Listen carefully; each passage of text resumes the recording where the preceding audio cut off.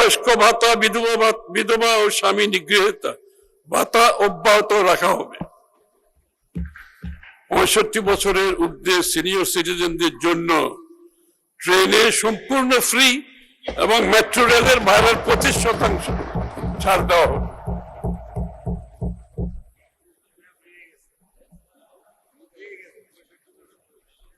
প্রতিবন্ধী ভাতাভোগীর সংখ্যা 48 লক্ষে বাড়ানো হবে এবং মাসিক ভাতা 1000 টাকা করা হবে। প্রতিবন্ধী শিক্ষার্থী ভাতার সংখ্যা 1 লক্ষে উন্নীত হবে। স্তরভেদে মাসিক ভাতা 1000 থেকে 1400 টাকা করা যাবে। মা ও শিশু সহায়তা কর্মসূচির আওতায় 18.95 লক্ষ 18.95 লক্ষ, আবার বলছি, মা ও শিশু সহায়তা কর্মসূচির আওতায় 18.95 লক্ষ মা ও শিশুকে মাসে 850 টাকা দেওয়া হবে।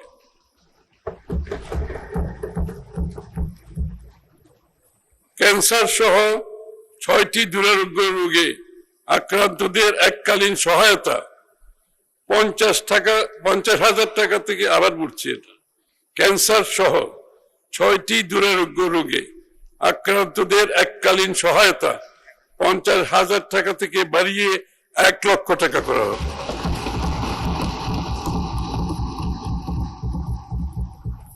বেসরকারি কর্মীদের জন্য সর্বজনীন পেনশন ফান্ডের আওতায় অবসর গ্রহণকালে মোট অর্থের 30% গ্র্যাচুইটি হিসাবে প্রদানের, সাধারণ মুক্তিযোদ্ধাদের মাসিক সম্মানী 20,000 টাকা অপরিবর্তিত থাকবে।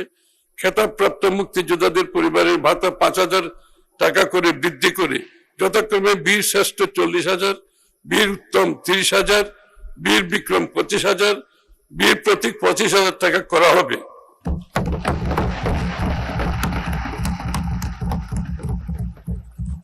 জুলাই গণ অভ্যুত্থানের শহীদ পরিবারদের মাসিক 20,000 টাকা এবং এ বি সি ক্যাটাগরিতে আহতদের যথাক্রমে 20, 15 ও 10,000 টাকা মাসিক ভাতা অব্যাহত থাকবে। সামাজিক নিরাপত্তা খাতে 26-27 অর্থ বছরে